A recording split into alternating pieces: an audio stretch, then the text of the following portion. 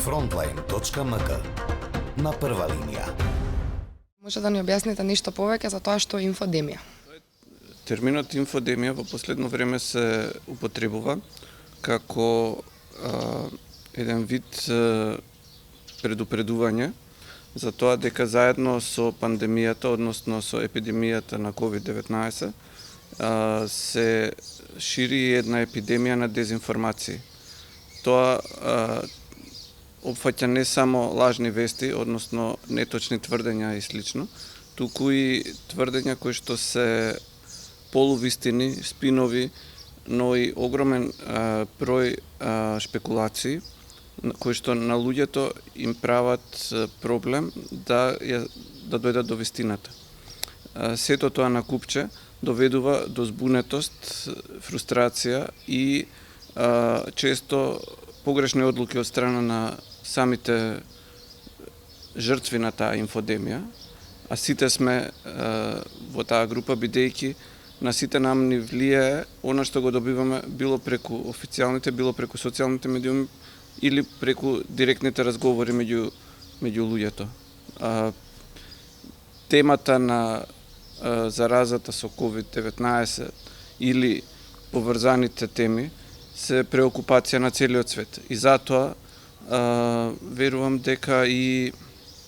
многу луѓе таа преокупација доведува до низа дополнителни предизвици по секојдневниот живот, покрај она што го имаме како потреби да ги применуваме мерките за заштита или што да ги поднесуваме мерките за карантин или економските последици. Ова влија и на психолошката состојба, на менталното здравје, но и на директните постапки на луѓето, што само по себе е зголемувач на опасностите од физички зарази. Каква е состојбата со лажните вести во време на пандемија во нашата држава? За жал, ние имаме многу непријатна ситуација, многу тешка ситуација со медиумските состојби од претходно, бидејќи низа појави кои што ја оптеретуваат нашата јавност веќе со децении, е многу тешко да се решат, особено бидејќи голем дел од пропагандната машинерија на претходниот режим е практично нечепната. Тие можеби сега не добиваат толку многу пари од државата, иако се наредија истите тие медиуми во редот на оние баратели на средства или приматели на средства при избори и слично за медиумска промоција, но имаат и акумулирано доста ресурси, имаат поддршка од олигарси кои што имаат акумулирано ресурси, а знаеме и дека им доаѓаат и средства од земји каде што поддржуваат ретроградни тенденции, како например од Унгарија, каде што постојат сојузници на претходниот режим кои што и обезбедија и прибежиште за криминалци од тие редови. И затоа целата таа ситуација ја прави состојбата со лажни вести многу покомплицирана. Колку што може да видиме, јас немам сознание дека досега биле применети претходно најавените мерки, дека одредени преносители на дезинформации во врска со пандемијата ќе бидат санкционирани, иако секојдневно имаме на повеќе нивоа една продукција и ширење на неточни факти за самата болест, за поврзаноста со општествените процеси, како и за сите други прашања кои што ги оптеретуваат нашите граѓани, а може да се доведат во врска со тековната ситуација, се со цел подривање на демократскиот систем, бидејќи крајен резултат на ширењето на недоверба е еден фактор во тоа се и лажните вести, е недоверба на граѓаните и не вклопување во мерките на системот, што потоа ги загрозува сите. И оние кои што се жртви, односно што подлегнуваат на заблуди, и нивните семејства, и луѓето кои што едноставно не подлегнале на тие заблуди. Кои онлайн платформи им се на располагање на граѓаните на професионалните медиуми во борбата против лажните вести? Имаме ние неколку иницијативи во земјата, кои што постојат повеќе време и кои што практично се фокусираат на проверка на факти, и сите тие се на некој начин ангажирани во нудење на информации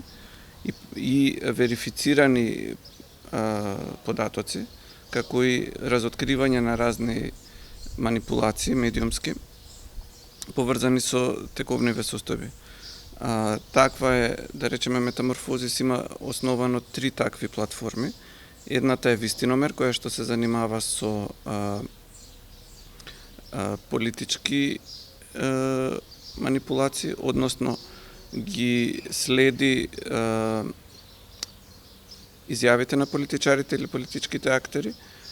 како и нивните ветувања, и потоа верификува дали се исполнети или дали се точни или не. Втората е сервисот за проверка на факти од медиумите, кој што функционира од аспект на новинарските стандарди. А трета е нашата платформа за критичко мислење, наречена Критинг, која што е дел од проектот поддржан од Европската Унија, наречен со критичко мислење до граѓани со медиумска умешност. Сега, оваа последна платформа и комбинира искуствата од претходните две, особено сервисот за проверка на факти, и ги споредува и медиумските производи, но и нивниот одраз на социјалните мрежи, оние теории на заговор што се шират и меѓу луѓето и без некое посредство на технологија. Исто така, знаеме дека во последно време во нашата земја се појави уште неколку платформи со слични намени или намери. Едната се вика F2N2, а другата се вика Mythbusters. Исто така, морам да кажам дека освен овие специализирани платформи, една од најважните, да ги наречеме така, делови од заедницата се и класичните медиуми, не само во смисла на традиционални технологии, туку и медиумите кои што се бават со едноставно мејнстрим новинарство. Сите тие имаат улога во разбивањето на разните манипулации и би сакал да видам многу поголема активност нивна на тоа поле, иако ние во нашата работа со проверка на факти веќе од 2011 година се соочуваме токму со еден вид на како да кажам, се соочуваме со предизвик самите медиуми да бидат поактивни во посочување кои делови од медиумската сфера на вистина манипулираат. Едно време тоа постоеше одредена неспремност кај медиумите да ги посочат своите колеги кои што го прекршуваат новинарскиот кодекс, така што и тоа не е искоренето за жал. Би сакал и дури откако се основа Советот за етика во медиумите, кој што исто така е исклучителен важен фактор во оваа сфера и до кој што граѓаните може да даваат представки доколку забележат медиумски манипулации. Гледаме дека резултатите од евалуацијата на Комисијата за жалби на Советот многу ретко ги пренесуваат медиумите кои што се предмет на тие пресуди, иако тоа е дел од нивната професионална етика, а и другите медиуми не известуваат за таквите случаи. Така што е редок случај тоа да се прави не само систематски, иако нормално има и позитивни исклучоци. Но генерално сметам дека освен овие специализирани сервиси, исклучително е важно и медиумите и самите новинари да сватат дека проверката на факти не има конкуренција, туку е дел од новинарството кое што им нуди одредени поспециализирани услуги и ним како професионалци и на јавноста како еден вид дел од таа јавна дебата. Исклучително исто така е важен ангажманот на граѓаните кои што не се сметаат себе си нити за новинари, нити за медиумски работници, па дури ни за активисти за слобода на говор, какви што има одреден број кај нас, туку оние кои што навистина се трудат кога ќе видат на социјалните мрежи некој проблематичен пост или содржина, да ја дознаат вистината, да ја пренесат до оние нивни френдови кои што може би биле заблудени, а особено ако ги пренесуваат проверките на факти на своите профили или во групи кај што се водат дискусии. Сега нивни се протиставуваат армии на партиски ботови, па и некакви комерцијални структури на кои што им одговара овој информацијски хаос. Проблемот со, да ги наречеме условно, медиумските манипулации од било кој вид, не е само во тоа што тие одговараат на одредени политички цели, да речеме екстремистички идеологии кои што сакаат да ја уништат демократијата како што ја знаеме, да воведат некаква и либерална демократија во која што само мала елита на од одредени фамилии ќе го користи политичкиот медиумски простор за промовирање ставови или ќе ги злоупотребува стравовите на луѓето, национализмот, ќе поттикнува омраза за да ги, како да кажам, за да го сврти вниманието од реалните проблеми. Туку имаме и ситуација во која што, да речеме, мали фирми со еден, два, неколку вработени, кои што се предприемачи, кои што сакаат да влезат во медиумската сфера и немаат одредена или имаат блага политичка ориентација, да речеме кон некоја десница или екстремна левица или било како, тоа не е толку важно колку што е важно дека го промовираат сензационализмот како начин да добијат што е можно повеќе читатели. И преку бројот на тие читатели кои што ги добиваат преку манипулации, преку објавување на работи кои што дури и човек кој што не би се согласил со изнесеното би кликнал да види каква е оваа глупост или каква е оваа неточност или што е новото со кое што ќе ги лажеме со граѓаните. Тие луѓе потоа тие податоци за посетеноста ги сервираат на платформи кои што им носат комерцијална корист. Да речеме кај фирми кои што водат маркетинг кампањи, маркетинг агенции, големи огласувачи и слично. И во тие преговори на чисто комерцијална основа се зборува за бројки, а не за квалитет. Така што некој што објавува полупорнографски содржини, лажни вести за лекови, за вирусот кои што немаат врска со реалноста, што поттикнуваат омраза, да речеме, кон одредени народи, личности и слично, но носат така наречени кликови, тие се земени како повредни од страна на огласувачите и влегува капитал во таквите медиуми, наместо во оние кои што се до крај посветени на целите на новинарството како јавно добро. И тоа на некој начин создава нелојална конкуренција, бидејќи и оние кои што се манипулатори се представуваат како новинари. А новинар не е само некој кој што работи во медиум, туку е некој кој што пред се придржува до одредени професионални стандарди. И така што таа дефиниција на новинар е исклучително важна да ја усвојат и сите граѓани, за да може да разликуваат кој е што, дали е пропагандист, комерцијален, политички или новинар чија што цел е да ги извести граѓаните. Да изврши една јавна функција кој што нам ќе ни овозможи да носиме одлуки кои што се во наш интерес. А тоа не можеме без вистините податоци.